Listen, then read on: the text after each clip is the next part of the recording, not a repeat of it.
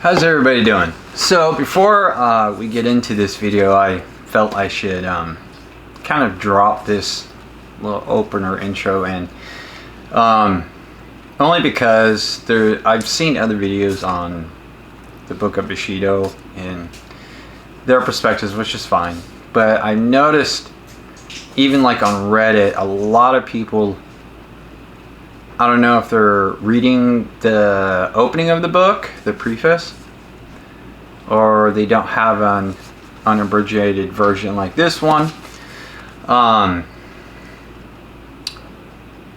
they're just bluntly not putting in their discussions. And it's people who say that he glorifies Bushido, which is actually not the case, and I can actually prove it. I'll read you this little segment here that's actually in the book. Taking advantage of an enforced idleness on an account of long illness, I put down in the order now presented to the public some of the answers given in our household conversation. They consist mainly of what I was taught and told in my youthful days when feudalism was still in force. So basically what he's saying there is, this is what he was taught. It does not represent the country as a whole when it comes to Bushido, because it was never written down. It was kind of like chivalry in the early days, code for the knights. It was never written down until way later when the church wrote it down so they could control them more. Bushido was never written down until he did it, and this is what he was taught. So no, what he's talking about doesn't reflect the country as a whole. It's from his childhood. Okay, and then another point that Bushido really draws off of for developing Bushido, which he kind of touches on, but not a whole hell of a lot in the book, comes from Shinto and Buddhism, actually. Okay, so no, it wasn't like they didn't have a religion, because they do. It's just they were so closed off to the world that they were a mystery to other countries, especially to the West. So hopefully this brings some light to it. Hopefully I did this video justice. This was kind of a hard one to put together. Oh, and I've seen that there's another book, before I forget, let me put this in there. There's another book of Bushido written by another author who claims, no, Bushido was written down way before Nitobe did it. If it was, there again, that did not reflect the whole country. That only reflected that one clan. Because, like I said, like chivalry, some people would do it, some would just choose a few. It wasn't written in stone until way later. This was definitely not written in stone. Neither. So, again, and I hope everybody enjoys this video. Like I said, this one was a little difficult to put together. So, thank you for watching, and we will see you next time.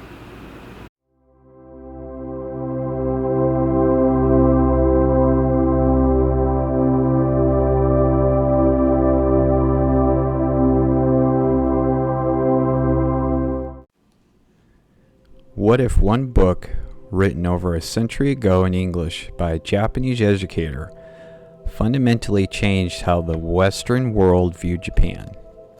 What if that book was a bridge, built not on stone, but of ink, connecting the warrior code of the samurai to the ethics of modern society? Today we're talking about Inazo Nitobe, a name you might not immediately recognize, but a man whose ideas shaped international diplomacy, influenced presidents, and introduced the concept of Bushido to the entire globe.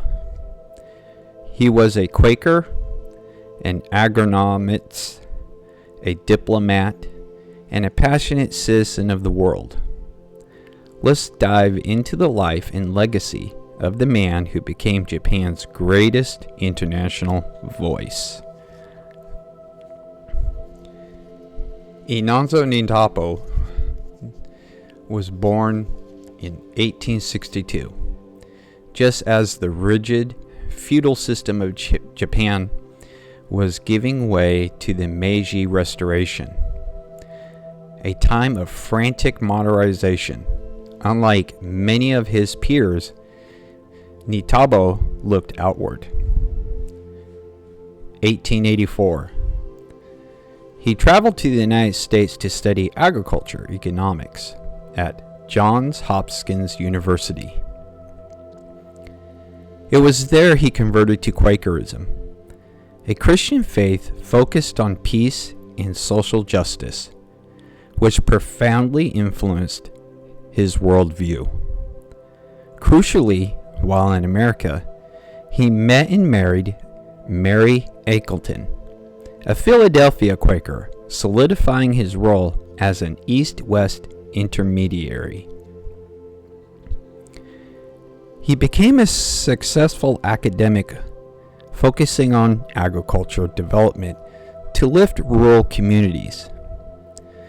But a simple observation changed the course of his intellectual life. While in California, Nitobe was explaining Japanese society to a Western scholar. The scholar asked him, "If you do not have religion, how do you teach your children morals?" This question struck Nitobe to his core, as it was a perfect disillusion of the Western misunderstanding of Japanese ethics.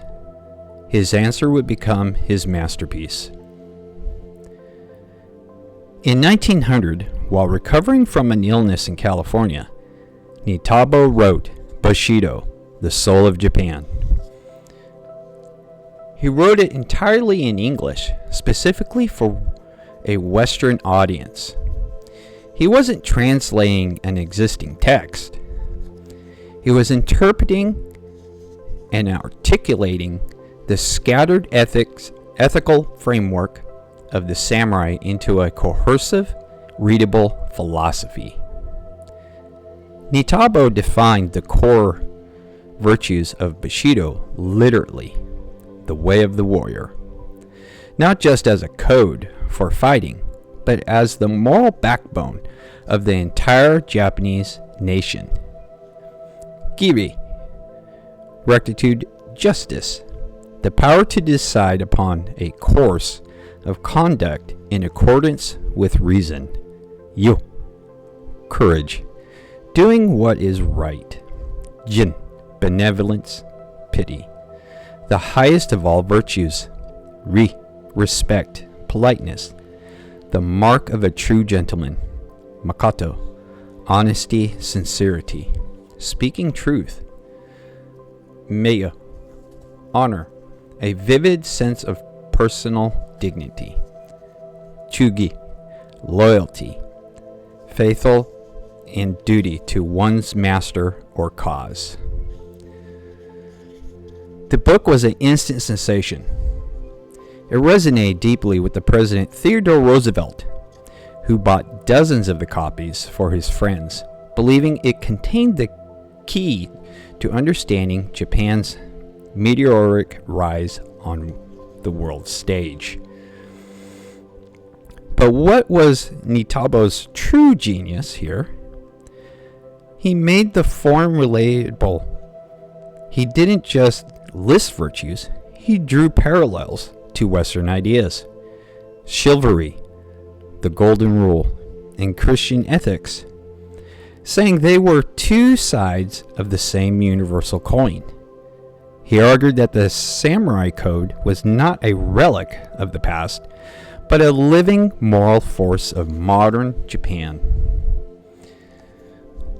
Bushido is the spirit of self-sacrifice, the sense of shame, the pride of doing right, the spirit of inquiry, the sense of respect for others, the love of home, and the value of time. Following the success of Bushido, Nitobe's reputation as an intellectual bridge builder grew. His internationalist perspective and commitment to peace led him to the highest echelons of global diplomacy. After World War I, when the League of Nations was established, the precursor to the UN, Nitobe was appointed Under Secretary General. He was one of the first non-Western individuals to hold such a high position in a global body. His role was not ceremonial.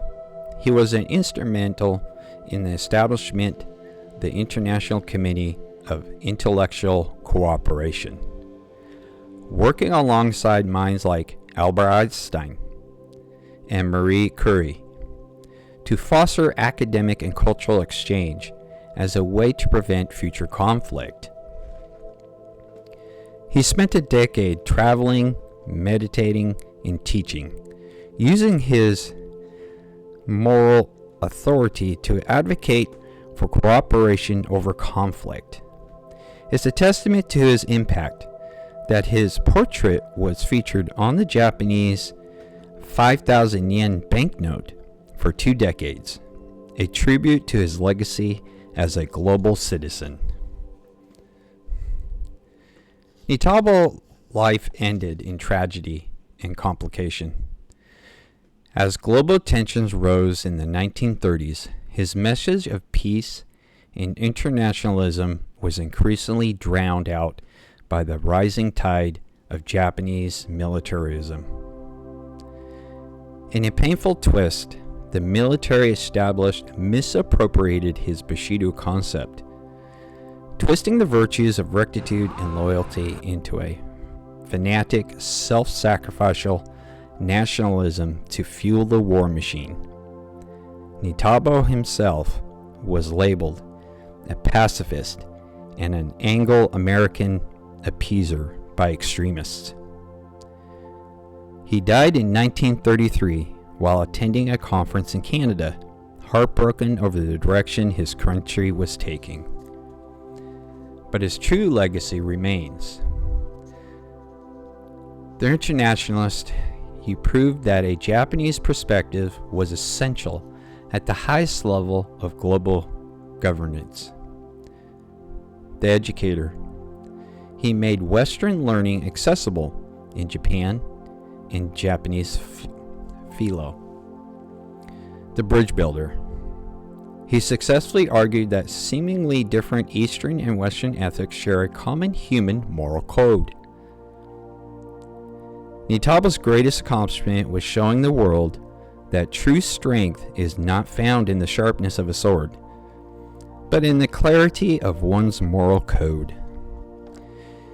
If Nitobe's vision of global citizenship inspires you, or if you were surprised to learn about the true meaning of Bushido, hit the like button. Have you read Bushido, The Soul of Japan? What non-Western philosophy do you think the world needs to understand better right now? Let me know in the comments.